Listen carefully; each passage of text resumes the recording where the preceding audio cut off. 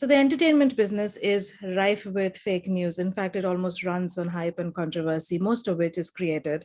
People love gossip and slander, and the movie business profits heavily off of it. Today, I have with me Emma Tinson, who is an experienced journalist specializing in entertainment news, to talk to me about the aspect of fake in the showbiz news. She's worked with both broadcast and online media, and she has interviewed stars like Margot Robbie, Sir Michael Palin, etc. Hello, Emma, and welcome to my show. And thank you for doing this with me. Thank you very much for having me. I'm excited to chat with you. Yeah. So tell me, a lot of celebrity news revolves around gossip. In such a scenario, do you think entertainment journalists easily manipulate the truth to sensationalize a story in order to sell papers or to drive, clicks on their website?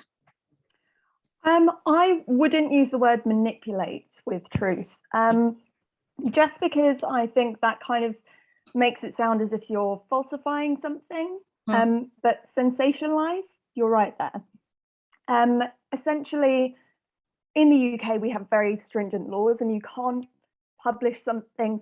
You can't publish something that's not true at the end of the day. Okay. But there is a whole thing about wanting a captivating headline and something that's really going to draw readers in that sense. Yeah. So you are always going to want the killer quote in the headline, what's going to pull people in from the interview. So you are always going to take the most interesting part of that story. Scandalizing part, yeah. Okay. So has it become a norm to use, as you said, clickbait words and phrases to create hype over some kind of showbiz news? Do you practice it to some extent, or do you know media houses to practice it? Some publications may use particular clickbait words. However, ones I've always worked for actually have a ban on specific words. Because for that exact reason, they see certain words, such as reveal or exposed and stuff like that as very clickbaity kind of words. Yeah. And obviously, a lot of publications don't want to be associated with that. So it really kind of depends on what publication you're working for. Yeah. So as an entertainment journalist yourself, have you ever had the pressure to, like editorial or organizational pressure to heighten some controversy that's around celebrities? I wouldn't say to heighten controversy, but there is always a pressure to kind of make a headline as exciting as possible. So I have had it where, if you're pitching a story, you're going to be the one who knows the most about it because it's your idea. You've got the sources or whatever. Yeah. So you might pitch a story to an editor, and they might say, "Oh, let's try and jazz up this headline." But if you're the one that's pitching it and you know the most about the story, you kind of have to stand your ground and say, okay, this might be like a false representation, or this might be taking it a step too far. So you kind of do have that battle a little bit with editors sometimes. Yeah. But as long as you kind of stand your ground and keep to the truth, that's the main thing. Okay. Yeah. And has it, like with the rise of fake news, have you become more conscious in what you publish and what stories you go chasing about?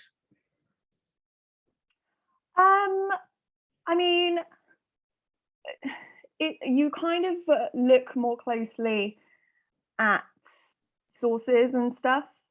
I've worked in entertainment news specifically for about 3 years now, something like that. Before that, I was working on more general news. Okay. And with entertainment news, as you say, there is more, drama to it sometimes, particularly if you're working with the celebrity side of things. Yeah. So whenever I'm looking at a story, if there's something breaking, there's that pressure to kind of, you want to get the news out as quickly as possible. Yeah. But at the same time, you've got to check the sources. You can't just go ahead and publish something. So that's the main thing. And, always, if you're unsure of something, always to check it with a colleague or someone in the legal department. You can't just go publishing something straight away.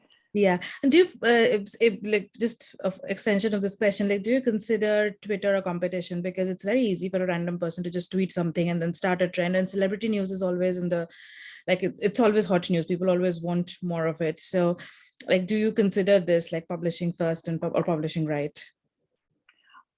That's a really good question. I mean, I actually find Twitter a fascinating thing. I'm always probably scrolling through it way too much than I should. But Twitter, depending on what publication you work for, you can see it as a tool and an asset, or you can see it as competition.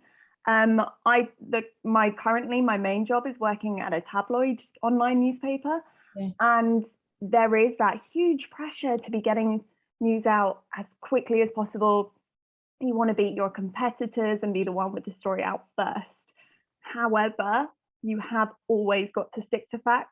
In the UK, as I said before, we've got really strict laws, and you will get sued if you publish something that is false, and you can't just lie. That's not journalism. So generally, I tend to pull many stories from Twitter. Normally, especially with entertainment news, if it's like a film release or something, you would know ahead of time anyway. You would be sent a press release, you would be informed. If it's a leak, there's, for example, recently the Spider-Man films have been really popular, and there were a lot of leaks around them. For example, I would not, as a journalist, publish any of that leaked material. But other publications may, if you're more of a gossip online site. But yeah, I more see Twitter as an asset to kind of find news, but I don't see it as much as competition. You can also use it to promote your own stories as well, which is really great. So yeah, I'd say it depends where you're working, but yeah, Twitter's great. Yeah, it is great. It is. So many fake images of celebrities do the rounds all the time, and fake news about their death and about the relationships. Like, how do you check the validity of these stories? How do you verify them? Yeah, again, with celebrity deaths in particular, that actually is something that you often will see it first on Twitter. So that's something you do have to be really, really careful of. You would always, before publishing anything, you need to have those sources in place. So you would contact that celebrity's agent. We've, as entertainment journalists, you've got lots of sources available to you. And you've just got to get the right contacts and have some kind of clarification there. You can't just say X, Y, and Z on Twitter has said this. Okay, and have you ever got it wrong, like some detail in some story or something major or minor, and then how do you correct it, and does the correction matter really? Corrections always matter. As a journalist, you always want to have integrity, and if you ever do make a mistake, you have to correct it in that way. I've personally not ever published anything that's false that I'm aware of. I've had colleagues before have people question a headline, not that it's false, but maybe that the headline's a bit misleading and clickbaity. So often, if a celebrity complains about that and it's specifically about them or their personal life or anything like that, I think you do have a duty to kind of adapt the headline to something more that they're happy with. Especially with personal things. But yeah, I think I've maybe been more lucky that I've not had you had to retract a story or something like that. Yeah, no, nothing like that. I think at the end of the day, you've just got to make sure you're really careful with anything you're publishing, especially if it is about a celebrity's personal life. It's not something that I end up doing much of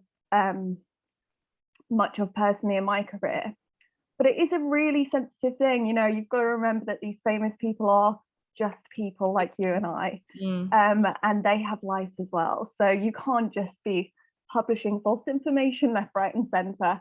But yeah, I've had colleagues who have maybe had a headline that's a little bit more controversial, and they've adapted it in that way. Okay. But yeah, no fake news.